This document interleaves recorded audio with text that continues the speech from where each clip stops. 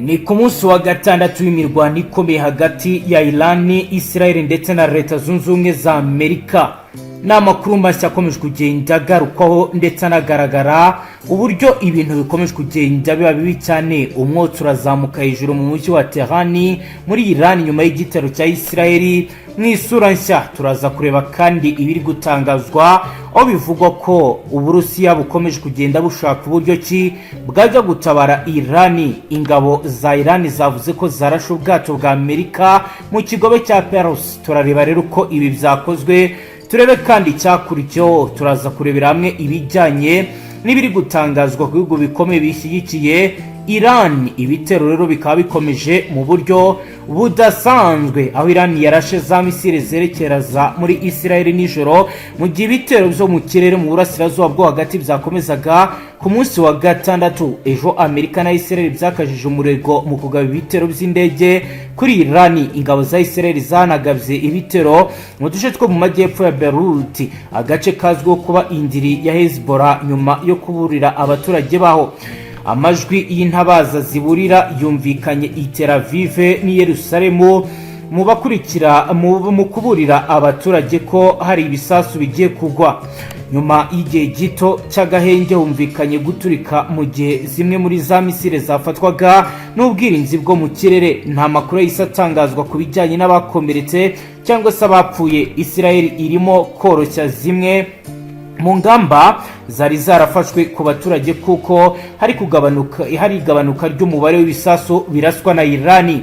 Nkuko bigaragara, ikibuga cy'indege gikuru cya Israel Ben Gurion Airport cyafunguye umunsi nyuma y'iminsi 5 gifunzwe ubwo intambara yatangiraga. Umuvugizi w'ingabo za Israel yavuze ko ibikorwa byo kwibasira ububiko bwa misile za Iran naho ziri bizatanze umusaruro. Muri Iran hongeye kumvikana ibiturika mu murwa mukuru Tehran, mu gihe no muri Liban hakomeje ibitero by'indege za Israel zahitanye abantu benshi. Abategetsi ba Liban baravuga ko abantu barenga 80,000 bamaze guhunga ingo zabo kubera imirwano mishya hagati ya Israel na Hezbollah, ndetse bikaba biri gufata indi ntera. Nk'uko bikomeje kugenda bigaragara n'ibihugu byo mu karere nabyo bizahise bifata ingamba zikomeye. Ambasade y'u Rwanda muri Qatar yatangaje ko irimo gukorera online bijyanye n'ibiri komeje kugenda biba. Ambasade y'u Rwanda muri Qatar yatangaje ko irimo gukorera online kubera ko umutekano wifashe nabi muri icyo gihugu. Qatar mu bihugu birimo kuraswaho na Iran mu kwihorera ku bitero nayo irimo kugabwaho n'indege z'intambara na za misile za Israel na Amerika. Bamwe mu banyarwanda ba mu bihugu byibasiwe bagaragaje impungenge zabo no gusaba ubufasha butandukanye burimo kuba bacyurwa iwabo. Nyuma y'amasaha ambasade y'u Rwanda yatangaje ibi, Minisiteri y'ubutegetsi bw'igihugu cya Qatar yasohoye itangazo ribwira abantu bose ko ari ngombwa kuguma mu nyubako, ko nta gusohoka uretse gusa igihe biri ngombwa. Uyu munsi mu masaha ya kare iyi Minisiteri ya Qatar yatangaje ko ababishinzwe barimo kwimura abantu baturiye ambasade ya Amerika mu mujyi wa Doha nk'igikorwa cy'agateganyo cyo kwirinda. Ambasade y'u Rwanda ikorera i Doha iri mu ntera ya kilometero zirenga 10 uvuye aho ambasade ya Amerika iherereye. Ntibizwi niba abakozi bayo nabo baba bavanwe aho bigendanye n'itangazo ry'ubutegetsi bwa Qatar. Ibitero bya Iran byibasiye ibigo bya gisirikare bya Amerika n'ibindi bikorwa remezo bifitanye isano na Amerika mu bihugu byo mu burasirazuba bwo hagati aho Qatar Airways, kompanyi ya leta y'iki gihugu inafite imigabane minini muri Rwanda na leta y'u Rwanda, yatangaje ko ingendo zayo zikomeje guhagarikwa by'agateganyo kuko ikirere cya Qatar gifunzwe. Abanyarwanda n'abarundi bari mu bihugu byo mu burasirazuba bwo hagati bakomeje kugirirwa inama zo gufata ingamba zo kwirinda, cyane cyane kubahiriza amabwiriza bahabwa n'abategetsi bo muri ibyo bihugu. Umwe mu banyarwanda baganiriye na radio BBC kuwa gatatu wari ari mu mujyi wa Dubai kuri uwo munsi wa kane w'intambara yagize ati, akenshi tubona ibisasu bicaho uvuga ko biba byerekeza ari ibigo bya gisirikare bya Amerika. Uyavuga ko ibikorwa byinshi muri uwo mujyi w'ubucuruzi wo mu gihugu cya Leta Zunze Ubumwe z'Abarabu bifunzwe nubwo hari ibindi bikora. Perezida Donald J. Trump wa Amerika aherutse gutangaza ko intambara yabo kuri Iran ishobora kumara hagati y'ibyumweru 4 ndetse n'ibyumweru 5 nk'uko babitangaje.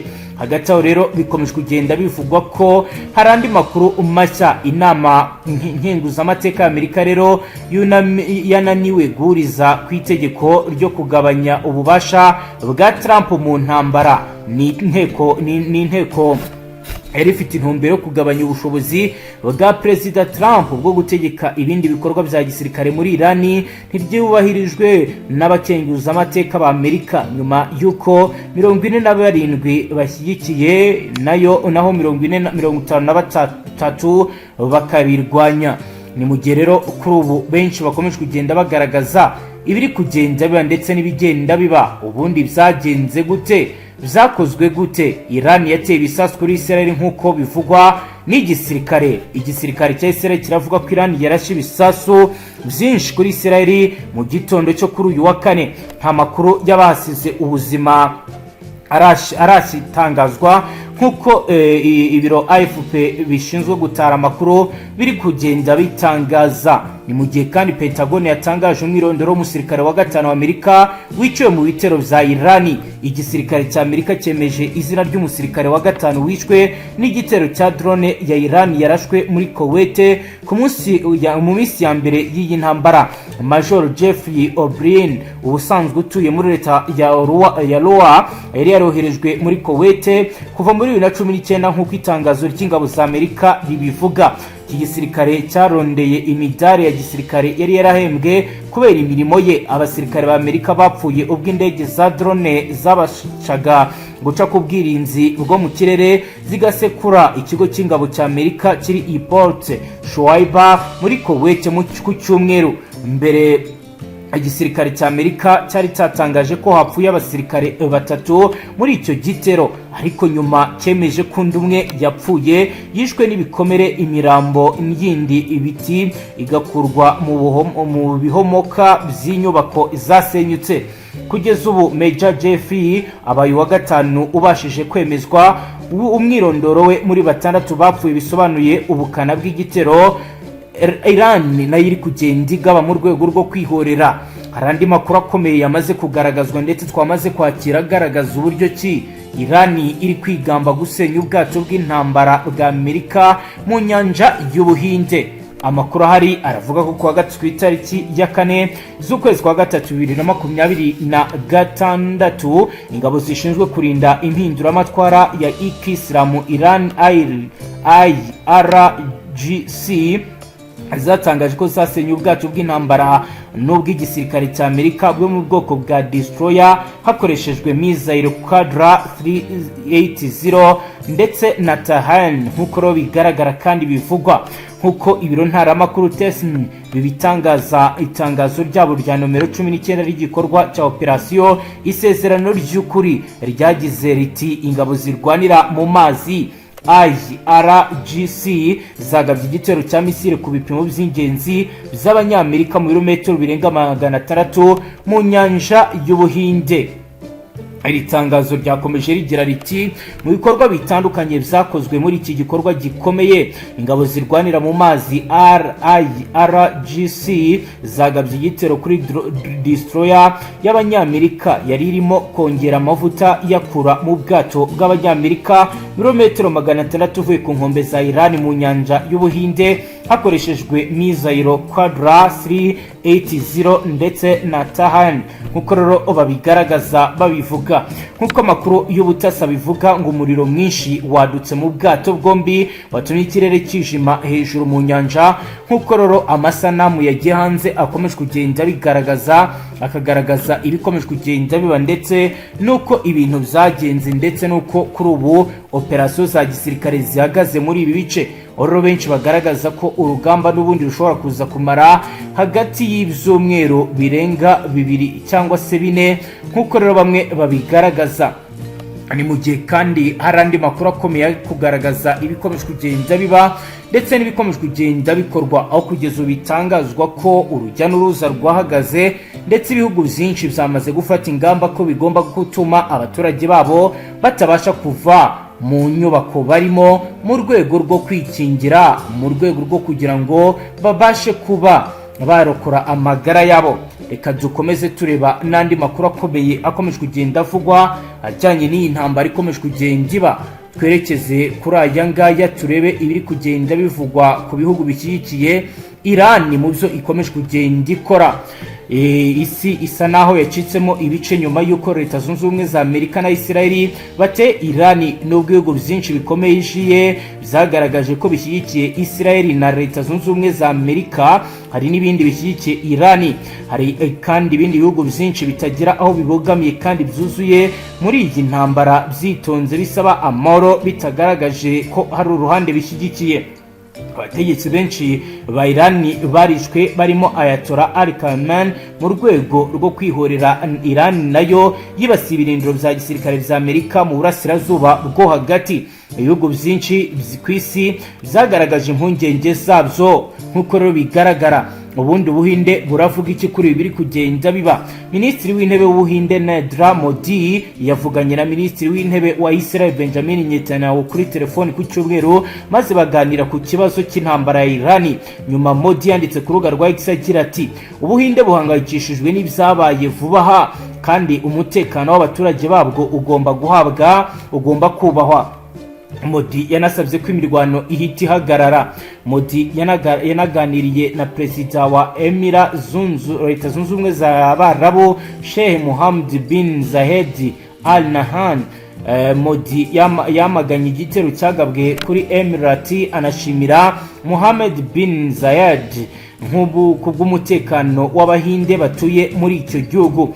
Minisitiri w'Ububanyi n'Amahanga y'Ubuhinde yahise isohora itangazo kuwa gatandatu rivuga ko bahangayikishijwe n'ikibazo kiri mu karere k'ikigobe cya Persi. Iyo minisiteri yagize iti Ubuhinde buhangayikishijwe cyane n'ibiri kubera muri Iran no mu karere k'ikigobe kandi turasaba impande zose kwitonda gushyira imbere umutekano w'abaturage babo no kwirinda gukomeza kongeza imirwano. Ubwongereza bwemeye ubusabe bwa Amerika bwo gukoresha ibirindiro bya gisirikare by'Ubwongereza mu kwirinda ibitero bya misile bya Iran, ariko ingabo z'icyo gihugu zitinjiye mu ntambara. Minisitiri w'intebe w'Ubwongereza Keir Starmer yatangaje ko ibyo yongereho ko bishingiye ku masomo yakuye mu ntambara ya Iraq, igihugu cye kitazagira uruhare mu gutera Iran. Starmer yavuze ko yemeye icyifuzo cya Amerika kubera impamvu z'ubufatanye mu bya gisirikare. Trump wari witeze gufashwa n'Ubwongereza yahise avuga ko Starmer si Winston Churchill wategekaga Ubwongereza mu gihe cy'intambara ya kabiri y'isi kandi wafatanyije na Amerika mu ntambara. Ibihugu by'Ubwongereza, Ubufaransa, Ubudage byasohoye itangazo ryamagana ibikorwa bya Iran bijyanye n'ibitero byo mu burasirazuba bwo hagati. Ibihugu byo mu Burayi bishyigikiye uruhe ruhande? Perezida w'umuryango w'ubumwe bw'Uburayi Ursula von der Leyen yavuze ko umuryango w'ubumwe bw'Uburayi wamaze gufatira ibihano ubutegetsi bwa Iran. Yagize ati impande zose zigomba kugaragaza ubwitonzi kugira ngo zirinde ubuzima bw'abantu kandi amategeko mpuzamahanga agomba kubahirizwa. Ibiro bya Minisitiri w'Intebe y'Ubutaliyani Giorgia Meloni zavuze ko bishyigikiye abaturage ba Iran. Minisitiri w'Intebe wa Austria Anthony Albanese yagize ati dushyigikiye abaturage ba Iran barimo kurwanya ihohoterwa. Yongereho ko ashyigikiye n'ingamba za Amerika zo kubuza Iran kubona intwaro za kirimbuzi. Ibihugu byo mu Barabu byo bigaragaza ko bishobora kuba nabyo biri mu bugambanyi bukomeye. Ibihugu bigize akanama k'ubufatanye mu kigobe cya Perus cya Golf byahuye ku cyumweru kugira ngo biganire ndetse birebe n'ibi bitero biri kugenda biba. Kanama kavuze ko Iran yibasira uduce tw'abaturage n'ibikorwa remezo by'abaturage. Ibyo bihugu byavuze ko Iran yishe amategeko mpuzamahanga birimo Emirates Zunze Ubumwe z'Abarabu, Bahrain, Arabia Saudite, Oman, Qatar ndetse na Kuwait. Itangazo rigenewe abanyamakuru ryashyizwe ahagaragara n'ishyirahamwe ry'ibihugu bigize akarere k'uburasirazuba bwo hagati ryasabaga Iran guhagarika ibitero riburira ko abazakoresha imbaraga zose bafite kugira ngo barinde umutekano wabo. Minisitiri w'ububanyi n'amahanga wa Irani AVIS yahakanye ibirego by'uko igihugu cye gifite umugambi wo kwibasira ibihugu bituranye. Yabwiye Al Jazeera ati ntituri gutera igihugu duturanye byo mu kigobe, turimo kurasa ibirindiro bya Amerika biri muri ibi bihugu. Abaturanyi bagomba kugeza ibirego byabo kubatangije iyi ntambara. Pakistani yababajwe na Ayatollah nk'uko rero bigaragara. Minisitiri w'intebe wa Pakistani Shahbaz Sharif yavuze ko yihanganishije abanya-Iran ku rupfu rw'umutegetsi w'ikirenga Ayatollah Ali Khamenei. Shahbaz Sharif yanditse ku rubuga nkoranyambaga rwa X ati guverinoma ya Pakistani iri kumwe n'abaturage ba Iran muri iki gihe cy'agahinda, kandi ndabahumuriza ku rupfu rwa Ayatollah wishwe. Akaba rero ari byo yatangaje. Ubushinwa nabwo buravugwa muri iyi nkuru, aho Ubushinwa bwasohoye itangazo ryamagana ibitero bya Israeli na Amerika kuri Iran ndetse n'iyicwa rya Ayatollah. Nk'uko rero bigaragara, Ubushinwa bwavuze ko ivyo bitero binyuranyije n'intego n'amategeko y'umuryango w'ubumwe bw'Uburayi n'amategeko y'umuryango w'abibumbye. Minisiteri y'ububanyi n'amahanga y'icyo gihugu yagize iti ibitero bya Irani n'iyicwa ry'umutegetsi w'ikirenga ni ukubangamira bikomeye ubusugire bwa Irani, ubwigenge n'umutekano. Ubushinwa bwamaganye cyane ibi bitero. Ubushinwa bwasabye kandi ko amahoro yasigasirwa. Uburusiya nabwo bwamaganye bikomeye Amerika. Perezida nyakubahwa Vladimir Putin w'Umurusiya ari n'umwe mu bategetsi ba mbere bohereje ubutumwa bw'akababaro inyuma y'itangazo ry'urupfu rw'umuyobozi w'ikirenga wa Irani Ali Khamenei. Urupfu yagize ati urupfu rwa Ali Khamenei n'umuryango we n'ubwicanyi bunyuranyije n'amahame ya muntu n'amategeko mpuzamahanga. Nuko ubutumwa bwe bwavugaga nk'uko byatangajwe n'ibiro ntaramakuru tasi za leta y'Uburusiya. Rero bagaragaje ko ibi bitigeze zishimirwa habe na gato nk'uko bagiye babigaragaza. Isi yose rero ikaba ikomeje kugenda igaragaza uko ibintu bikomeje kugenda bimera. Ni ibihe bihugu rero bishyigikiye Irani, ndetse bamwe bakakomeza kugenda bavuga ko nta gihugu na kimwe ku mugaragaro kiragaragaza ko kibashyigikiye, ariko ko bigaragara ko byose byagiye bikorwa ndetse byagiye bipangwa akantu ku kandi. Televiziyo ya leta ya Irani imaze gutangaza ko amato yabo y'intambara irashe ubwato bw'ubwikorezi bwa Amerika muri iki gitondo mu majyaruguru y'ikigobe cya Perisi. Ubwo bwato bwakubiswe na misile kandi burimo gushya burakunguka nk'uko byatangajwe n'umutwe ukomeye w'ingabo za Irani uzwi nka Islamic Revolutionary Guard Corps. Mu itangazo ryasomeye kuri televiziyo RGC iravuga ko ari igenzura byuzuye umuhora wa Hormuz uhuza iki kigobe hamwe n'inyanja y'Ubuhinde. Umuhoro wa kilometero 33 z'ubugari, ubusanzwe amazi yawo ahuriweho na Irani, Oman, kandi ucamo 20% by'ibitoro bijya ku isoko ry'isi bivuye mu bihugu byo mu burasirazuba bwo hagati nka Qatar, Leta Zunze Ubumwe z'Abarabu, Irani, Kuwait, Saudi Arabia n'ibindi. Nk'uko bigaragara, ibyatangajwe na Irani kuri ubu bwato bwa Amerika ntibiragenzurwa mu buryo bwigenga. Kare ikigo cy'Ubwongereza cya UK Maritime Trade Organization MTO cyatangaje ko hari ubwato bw'ubwikorezi bwarasiwe hafi y'umwaro wa Kuwait mu gitondo cy'uyu munsi. Icyo kigo cyavuze ko hari amakuru yabumvishe guturika gukomeye hafi y'icyambu, maze bakabona ubwato buto buvaho ahantu bugira buti hari ibitoro byamenetse mu mazi bivuye mu bwato bw'ubwikorezi, bishobora gutera ikibazo cy'ibidukikije. Cyongereho ko nta muriro ugihari kandi ko ababurimo bose bameze neza. Abasirikare b'Uburusiya babwiye BBC ko babonye abasirikare b'Uburusiya babwiye BBC ko babonye bagenzi babo bicwa ku mategeko y'ababakuriye. Nk'uko rero nabyo yari indi nkuru nayo navuga ko ishyushye kandi iri kugenda igarukaho mu buryo budasanzwe. Nk'uko rero bivugwa, abasirikare bane b'Uburusiya bashyize ahabona ubwoba n'ubugome bujyanye n'ukuntu ibintu bimeze ku ruhande rwabo ku murongo y'imbere y'urugamba muri Ukraine. Babiri muri bo babwiye BBC ko babonye abasirikare bicwa ako kanya kubera kwanga gukurikiza amategeko bahawe. Umusirikare umwe yabwiye itsinda rikora inkuru mbarankuru documentaire ko yabonye umusirikare yicwa ku itegeko rya komanda we waje kugirwa intwari y'Uburusiya mu mwaka wa 2024 nkuko rero abitangaza akagaragaza ibiri kugenda biba. Yagize ati ndabibona metero 2 metero 3 uvuye aho narindi gukanda pa nkuko rero abivuga. Undi musirikare mu wundi mutwe w'ingabo avuga ko yabonye komanda we arasaba abasirikare banewe ubwe. Ni nuko natwe dusoje ngaha turakomeza tubakurikirana ibi kubera muri Israeli no muri Iran ndetse n'andi makuru akomeye arebana n'umutekano hirya no hino ku isi. Dusabwa nta kindi wowe dukurikiye bwa mbere usonda sabone ntuzongera guca ukundira amakuru ndetse n'ibindi biganiro tubashyikiriza ngaha. Hasta la vista.